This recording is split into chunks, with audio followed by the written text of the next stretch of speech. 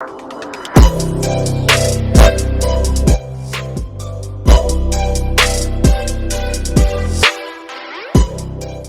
up, guys? Class is in session, and today I've got a kind of weird one for you. It's a kind of a discussion video, kind of a deck profile, just me kind of goofing around and showing you guys kind of what I've come up with.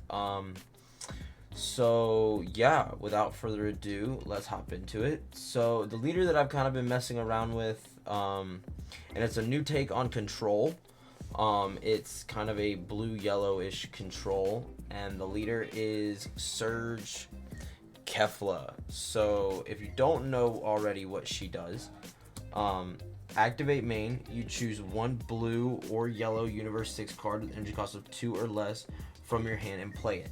Now that sounds great, right? However, if you miss off some of those and you don't quite hit what you need to, you can actually be losing a card instead of netting a +1, and that's not good at all. And then her awaken is actually pretty unique from all the other Surge leaders. It's still the same. At any life total, put a blue-yellow card under her, flip her over, but you draw 4 cards.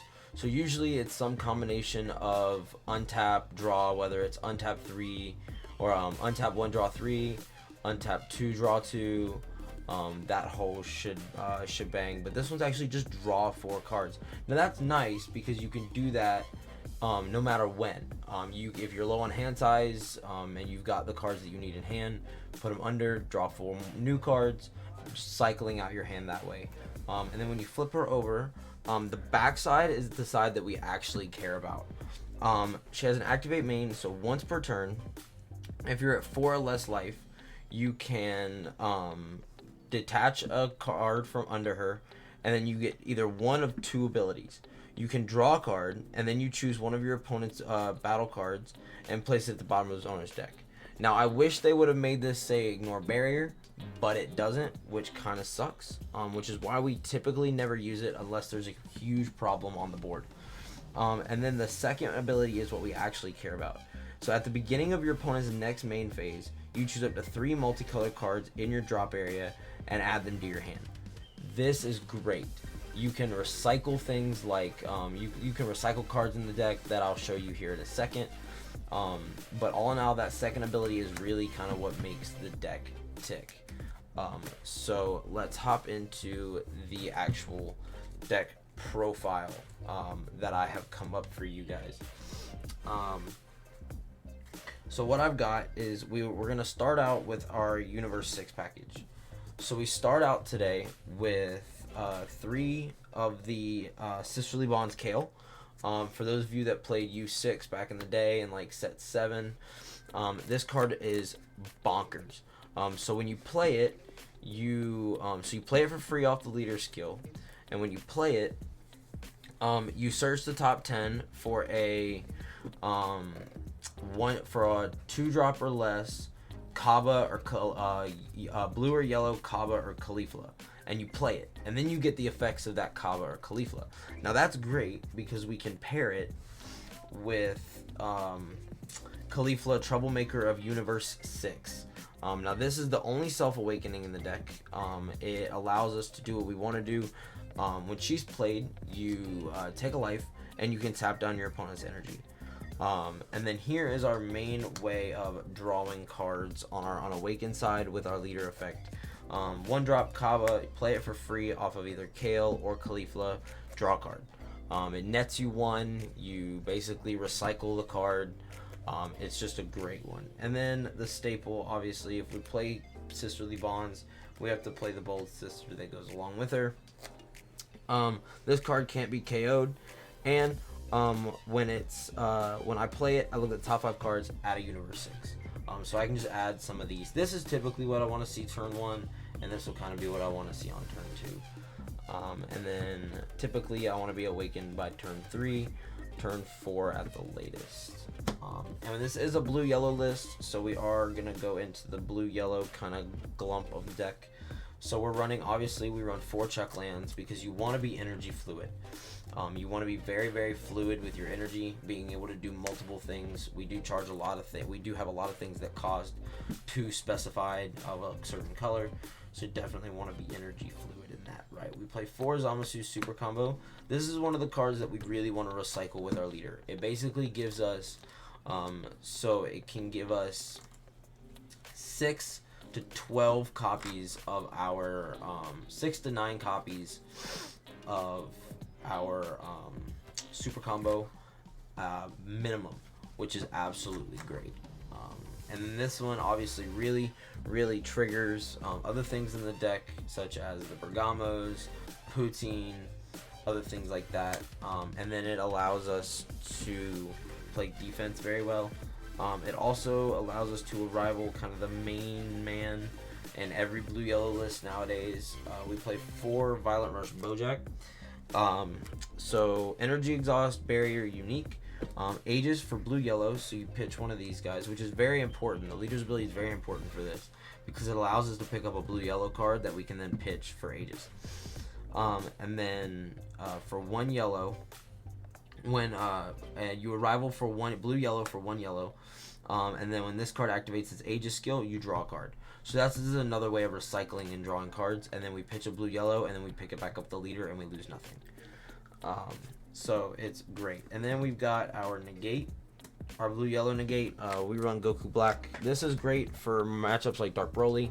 When they drop the Heartfelt Plea on you, you can stick it in their energy. If they drop it early enough, you stick it in their energy, and their super combos are dead. It is a absolutely phenomenal card in the deck. And then for our other arrival, we run 2 Son Goku and hit Supreme Alliance. This is just great. It's an arrival blocker, has multiple uses, can be a dual attacker, a dual blocker, whatever kind of you need it to be. And now we can kind of go into kind of the main. We can kind of go into some other stuff in the deck. We run 3 Goku Black, Unforeseen Darkness. This card's nuts. This should be a staple in any blue-yellow deck. Because when you play it, at the end of your turn, you draw 2, untap 1. So that's really great. If you have this on 2, and you have Bojack in hand as well, because you can play this on 2, draw 2, untap 1, have Aegis up, or combo Zamasu, Aegis, or play Bojack, Aegis, and then that gives you the ability to now have 2 energy back up on your opponent's turn, and you don't waste anything that way as well. You get maximum value out of Aegis. And then we run another staple for blue or yellow in general, is going to be Grade 8 Bardock Raiders Warcry. It's still like one of the best 2-drops in the game. 2-drop, 20k, double striker. You can play it on your opponent's turn. It's good defensively. It's good offensively. This is a phenomenal card. I'm so glad they reprinted it. Allows us to get our hands on it a little bit easier. And then to pair with that, we play 3 Bergamo Ferocious Roar. This card is bonkers. For 2 energy, you play it when something on your opponent's side is rested by one of your skills. And then when you play it, you tap either 2 of your opponent's battle cards or energy, ignoring barrier. And that is stupid. It can end turns that way. And then we play 3 Goku, Grade 8 Son Goku, Saiyan Instincts. So sadly, this list isn't quite budget friendly. It's more budget friendly than it used to be, but there are things in it that can make it fairly expensive, and that's kind of how some decks are meant to be played. But it's a good staple. If you need draw power, just stick these in it, and you have fairly decent draw power. And then now we can go on to kind of a little bit more non-mainstream blue-yellow stuff. So we're playing 2 SS Gogeta Unison. So we are a blue Saiyan, which is very, very important. Now we're not mono blue, but we are a blue Saiyan card. Our leader is a blue Saiyan. So, and we play a lot of blue Saiyans that don't really do anything. So we just keep them in rest mode. and then our leader doesn't take damage, which then applies to the more to the control aspect, because it allows us to stay alive for longer and be able to drop our bigger bombs and be able to do more things with our energy as we get it. And then the removal is absolutely phenomenal in the deck. You just bounce 2 cards back to their hand. It's great. And then to round out our Unison package, it's not a big Unison package, but it does the job.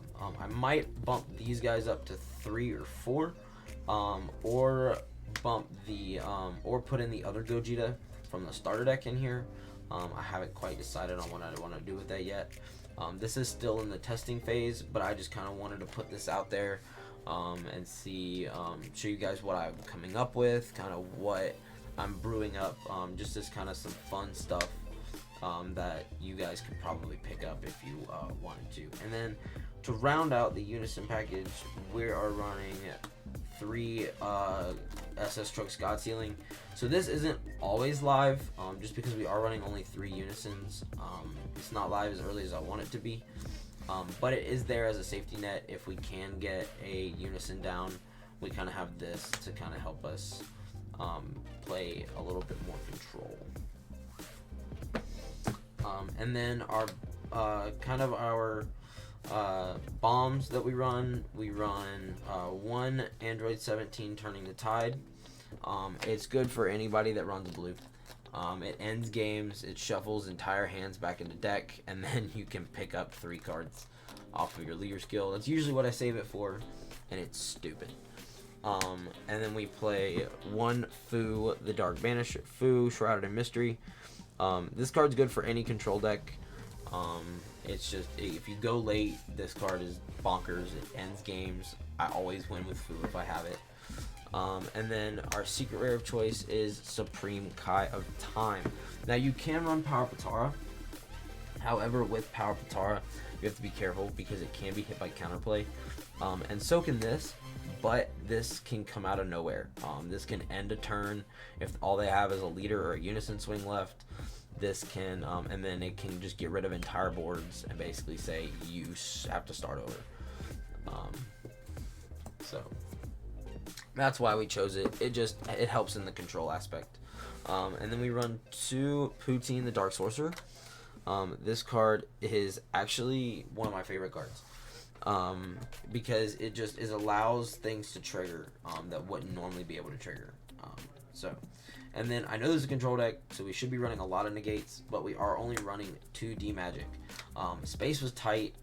Silver Bullets hurt a lot, so I thought 4 negates was fine. We have a way to rest mode things and keep from having to do damage. And like I said, this is still in the testing stage. This isn't 100% perfection, but I will keep you guys updated on if I move anything up and down ratio wise, or if I cut anything at all. And then for some more, we are running only 3 beans, the 3 bean special. Space was tight, it wasn't necessary, and I wanted to put some other things in the deck as well. And we are running 3 giant ball. This is a counterplay that's absolutely bonkers. The more ways that we can draw with this deck, the better, because this deck can lack in draw power. So the more things we put in here that allow us to draw, the better. So yeah, that's kind of the deck profile. I really hope you guys like this. This is kind of my take on how to kind of make a what was looked at as a bad, horrible leader, at least somewhat playable in today's meta or anything like that. But I hope you guys enjoy it. Let me guys know what you want to, what you guys think about this. If you want us to keep showing you more kind of experimental things that we're not quite sure how they would work, but it is good theory. Let us know what else you guys want to see in the comments.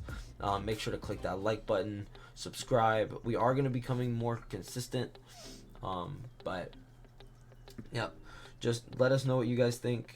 And as always, we're praying for you, and class is in session.